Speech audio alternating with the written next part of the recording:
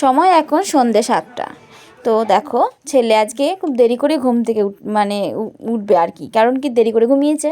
তো তার ফাঁকে আমি ভাবলাম নিজেকে একটু রেডি করে নিই। আর আজকেই হচ্ছে একদম শেষ দিন, কার্তিক লড়াই এবছরের মধ্যে সমাপ্তি ঘটবে, তাই সাজগোজ নিয়ে বসে পড়েছি মেকআপ করতে। আর দুদিন ধরে খুব রাত্রি জেগে ওই শিশিরের মধ্যে লড়াই দেখেছি, তো তার কারণে না একটু কাশিও শুরু হয়েছে। তো অলমোস্ট আমি রেডি হয়ে গেছি। আর রেডি হয়ে যাওয়ার পর এটা আমার ফাইনাল লুক তোমাদেরকে দেখালাম, যে জিন্সে টপ পরেছি। আর ওর জন্য সমস্ত প্যাক রেডি করে নিয়ে ওকে খাইয়ে তারপর ঘুম থেকে তুললাম। আর একটু কাঁদবে, কারণ কি কাঁচা ঘুমে তুলেছি যতটা সম্ভব। এরপরে মাকে রেডি করে দিচ্ছে বৌদি, আর এদিকে ভাইজি দুটো তো রেডি হয়ে গেছে। তো ও কাঁদছিলে বলে ওকে বার করে নিয়ে চলে এলাম টোটোর কাছে। তো টোটো করে আমরা বেশিক্ষণ ঘুরতে পারিনি, কারণ কি টোটো এন্ট্রিটা ছিল না সেদিনও। তো চলে এসেছি যখন রাস্তা একদম মোড়ের দিকে, তখন দাদা টোটো রেখে এবার আমরা সবাই হাঁটতে হাঁটতে যাচ্ছি। আমার মা, বৌদি, দাদা, ভাইজি আর আমার ছেলে। তো আজকে ফ্যামিলি গ্রুপেই ঘুরবো। গতকাল তো বরের সাথে ঘুরেছিলাম। তো এইখানে চলে এসেছি ফার্স্টে ঝংকার ক্লাবে। তো ঝংকার ক্লাবে যে ঠাকুরটা হয়েছে, যে প্যান্ডেলটা হয়েছে, সেটা তোমাদেরকে দেখালাম, দেখে নাও। যারা এসে পৌঁছাতে পারোনি, কাটোয়ার কার্তিক লড়াই নামেই হয়তো শুনেছো, কোনো দিন দেখোনি, তাদেরকে আসার জন্য আহ্বান জানালাম। পরের বছর তারা অবশ্যই আসবে। তো আর আজ এবছর এইবারের মতন আমার ভিডিওতে দেখো খুব সুন্দরভাবে নিখুঁত কারুকার্য করা হয়েছে ভিতরটা।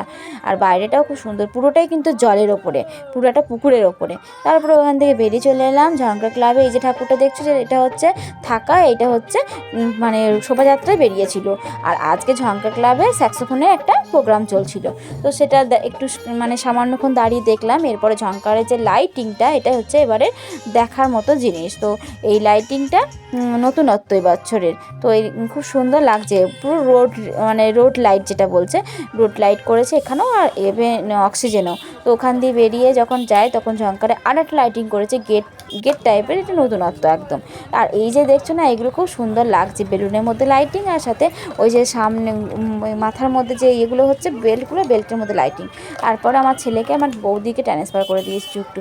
আর ওকে ভোলাতে যাচ্ছে, এটা ওটা কিনে দেবো, এটা ওটা কিনে দেবো, সেই রকম করে ও কিছুক্ষণ ওর মামির সাথে কোলে করে ঘুরলো। আর ওকে কোলে চাপা দেখে ভাইজিও কোলে চাপবে, তাই দাদা ভাইজিকে নিয়েছে, আমার বৌদি আমার ছেলেকে নিয়েছে।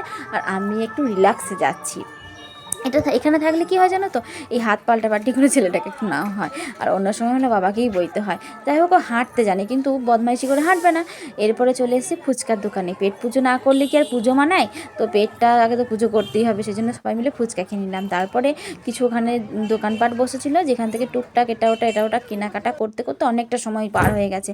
আর প্রায় দাদা লাস্টে রেগেই গেছে, দিয়ে বলছে তোমরা কি কেনাকাটা করতে এসছো না কিনা আমার দেখতে এসছো। এরপরে চলে এসেছি জনকল্যাণ ক্লাবের খুব সুন্দরভাবে কারুকার্য করেছে। এটা হয়তো বেড ঝুড়ি দিয়ে বানানো হয়েছে। আর ভিতরেও এরকম টাইপের একটা, ভিতরটা খুব একটা ঢুকলাম না, বাইরে এদেরকে দাঁড় করিয়ে কিছু ছবি এদেরকে তুলে নিলাম ভাই বোনগুলোর সাথে। তো তারপরে ওখান দিয়ে বেরিয়ে আসি যখন, আজকে কিন্তু একটা খুব ভালো ব্যাপার কি, লাইন দিতে হয়নি কোনো জায়গায়। তো আজকে শেষ দিন, তো আজকে লোকজনের ভিড়ভাট্টাটাও একটু কমই ছিল। আর দোকানপাট প্রায় ওঠার মুখে ছিল। তো যাই হোক, আজকের দিনটা একটু ভালো করে এনজয় করে নিই। তো যেখানে যেটা কিনে নিলাম, একটু জিলাপিও কিনে নিলাম। এরপরে চলে এসেছি আর একটা ঠাকুর দেখতে, সেটা হচ্ছে তোমার ওই যাবো আমরা এবার অক্সিজেনে দেখতে। তো অক্সিজেনে প্রথমে দেখেছো মেন গেটে গেছে, লেখাই আছে অক্সিজেন O2। তো O2টা হচ্ছে রোড শো হয়, শোভাযাত্রায় ঘোরে। তো সেদিনকে ওখানে একটা প্রোগ্রাম চলছিল বলে ওখানেও যাবো বলে বেরিয়ে গেছি।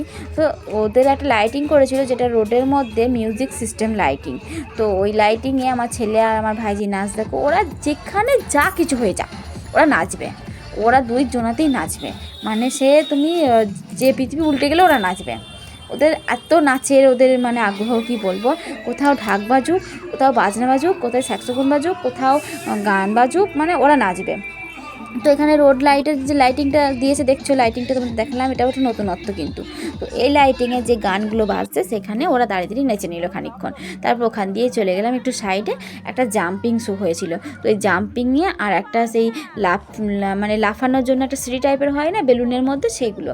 তো ওগুলো তো ওঠার জন্য ওরা তো কান্নাকাটি শুরু করে দিয়েছে। তো ওরা পারবে না দুজনাতে, তা ওরা উঠবে। তো আমার অ্যাট লাস্ট কী করতে হবে না, আমার বড়ো ভাইজিটাকে ওদেরকে দুজনকে হ্যান্ডেল করতে হবে। তার জন্য ওর এনজয়টা একটু কম হয়ে হয়ে যায়।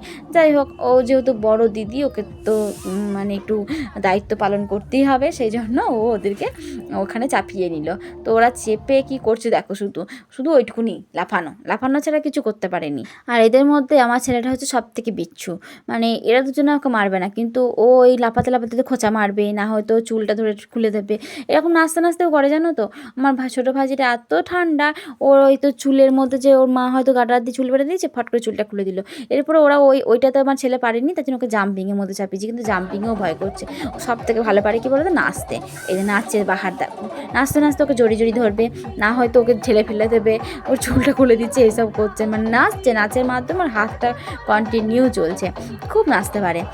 দেখো তো তোমাদের কোথাও নাচুনি ভাড়া লাগবে কি না, যদি লাগে তাহলে আমি একে পাঠিয়ে দেবো। নাচে এত নাচতে পারে কি বলবো। হ্যাঁ, সবাই বলে না মা নাচুনি না, তার জন্য ছেলে নাচতে শিখেছে। আমি এক সময় খুব নাচতাম, বলতে পুজো আছে যেখানে যা হতো সব কিছুতেই নাচতাম। আর এখন তো ধরো নাচটা সব বেরিয়ে গেছে, যে কারো বিয়ে অকেশন হলো তখন তো নাচলাম। এরপরে হচ্ছে কি, ওখান দিয়ে বেরিয়ে গেলাম, যে অক্সিজেনের লাইটিংগুলো তোমাকে দেখাবো সেটা হচ্ছে রোড লাইটিং। এটাও তাই, রোড লাইটিংয়ের সামনে দেখো একটা মা কালী কি সুন্দর ছবি করেছেন, মানে মূর্তিটার মতো করেছে, খুব ভালো লাগলো দেখতে।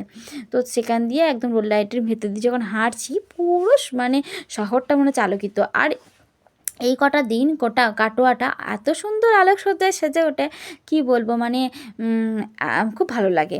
কাটোয়াবাসী হিসাবে নিজেকে খুব গর্ব মনে হয় যে কাটোয়ার কার্তিক লড়াইয়ের মতো একটা জায়গায় আমি জন্মগ্রহণ করেছি। তো এই যারা দেখোনি তারা খুব শীঘ্রই চলে এসো কাটোয়ার কার্তিক লড়াই দেখবে, তোমাদের খুব ভালো লাগবে, আর তোমরা অবশ্যই কাটোয়ার প্রেমে পড়ে যাবে।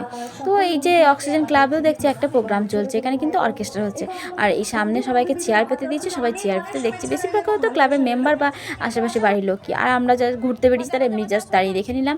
তো কিছুক্ষণ দেখানোর পরে ওদেরকে বাঁশি কিনে দিয়েছি, দুজনকে দুটো, ওরা বাঁশিটা সারা রাস্তা বেড়াতে যাচ্ছে। তারপরে এখানে একটা লাইটিং করেছে, এটা জয়শ্রী ক্লাবে এরকমই নর্মাল প্যান্ডেল করে, এখানে প্রায় দেখেছি কাঁচেরই প্যান্ডেল করে। তারপরে এবার তো আবার খেতে হবে, তাই নিয়ে নিয়েছি গরম গরম পাঁপড় ভাজা, সবাই একটা করে। আর আমার ছেলে আমার থেকেই খাচ্ছে। অনেকটা হাঁটিয়েছি, মানে অনেকটাই হেঁটেছে, এবার ওকে হাঁটানো বাদ দিয়ে একটু কোলে নিতে হয়েছে। এবার চলে এসেছি বিদ্যাসাগর সংঘ। তো বিদ্যাসাগর সংঘের মধ্যে প্যান্ডেলটার থেকেও বেশি ইউনিক কী জানো তো, এখানকার হচ্ছে ঠাকুরটা, প্রত্যেক বছর ঠাকুরটা কিছু না কিছু ইউনিকভাবে প্রতিষ্ঠা করা হয়। তো এবছর হচ্ছে বিস্কুটের ঠাকুর, মানে সম্পূর্ণটা হচ্ছে বিস্কিট দিয়ে, কোনোবার সর্ষে দিয়ে করে, কোনোবার হয়তো পোস্ত দিয়ে করে, কোনোবার জিরে দিয়ে করে, এটাই হচ্ছে এখানকার ইউনিক, দেখার মতো। এরপরে চলে এলাম লস্যি খাওয়ার জন্য, বায়না করছে, তো লস্যিটা বাদ দিয়ে চলে গেলাম একদম গজার দিকে। বাড়ির জন্য নিয়ে নিলাম মুচমুচে গজা। তো গজাটা নেওয়ার পরে এবার রাস্তা দিয়ে হাঁটছি, একটা বিয়ে বাড়ি দেখতে পেয়েছি, তাই ওখানে খানিকক্ষণ দাঁড়ালাম। সবাই বলছে চলো বিয়ে বাড়িতে খাওয়া দাওয়া করে বাড়ি গেলেই বা কেমন লাগে। এরপরে চলে এসেছি ওই যে কেরি স্কুলের সামনে একটা ঠাকুর হয়েছিল, সংঘটার নামটা আমি ঠিক মনে আসছে না, তো সেই জায়গাটাতে তো স্টার গ্রুপ, তো স্টার গ্রুপে এসেছি। এটাও কিন্তু শোভাযাত্রায় বেরোয়, তবুও এরা একটু লাইটিং করেছে, সাথে হয়েছে তোমার ওই প্যান্ডেলটা একটুখানি সুন্দরভাবে ডেকোরেশন করেছে। চলে গেলাম একদম লাস্ট ট্রিপ হচ্ছে দেশবন্ধু ক্লাব ঘুরেই আমাদের ওই জায়গাটাতেই বাড়ির কাছেই হয়ে যায়, তার জন্য দেশবন্ধু ক্লাবে ঢুকে পড়বো লাস্টে। এবার দেশবন্ধু ক্লাব ঢোকার মুখে কি হলো, এখানটাতে একটা বড় বড় গজা পেয়েছিলাম, যে গজাগুলো বাড়ির জন্য নেওয়ার জন্য আবার সবাই দাঁড়িয়েছে। তো ওই গজাটা ওরা নিচ্ছে, আর আমি ছেলে যেহেতু হাঁটতে চাইছে না, তাই ওকে আমি একটু ভুলিয়ে ভালিয়ে হাঁটিয়ে নিয়ে যাওয়ার চেষ্টা করছি। আর দেখো সাইডে যে রেস্টুরেন্টগুলো হয়েছিল বা যে প্যান্ডেল করে যে দোকানগুলো করেছিল, সেগুলো আস্তে আস্তে না সব খুলতে লেগে গেছে, কারণ কি আর তো সময় নেই, আজকে রাতটুকুনি, তারপরে কাল সকালেই সব যে যার মতো নিজের গন্তব্যে পৌঁছে যাবে। আবার কোথাও হয়তো ওরা যাবে, কিন্তু আমাদের এখানে আবার হয়তো 1 বছর পর আসবে, সেই আবার লড়াইয়ের সময়। দেশবন্ধু ক্লাবে খুব সুন্দরভাবে প্যান্ডেল করেছে, এটা সোলার প্যান্ডেল, পুরোটা সোলার সিস্টেম দিয়ে করেছে। আর এইখানে উঠে একটা স্টেজ পেয়ে গেছে, ওখানে যেহেতু একটা প্রোগ্রাম চলছে বাইরে, আর ভিতরে তো একটা অর্কেস্ট্রার গানটা হচ্ছে, ও নাচবে, সেখানে নিচে নিচ্ছে। এরপরে বাড়ি যাওয়ার পালা, দেখো আমার বৌদি আমার ছেলেকে কাঁধে নিয়েছে, আর এদিকে ভাইজিকে দাদা নিয়েছে, ওকে দেখেই ও কাঁদছে, কাঁধে চাপে বলে। তো এই আজকের মতো এখানেই দেখা হচ্ছে পরে কোনো ব্লগে। সবাই ভালো লাগলো জানিও, টাটা।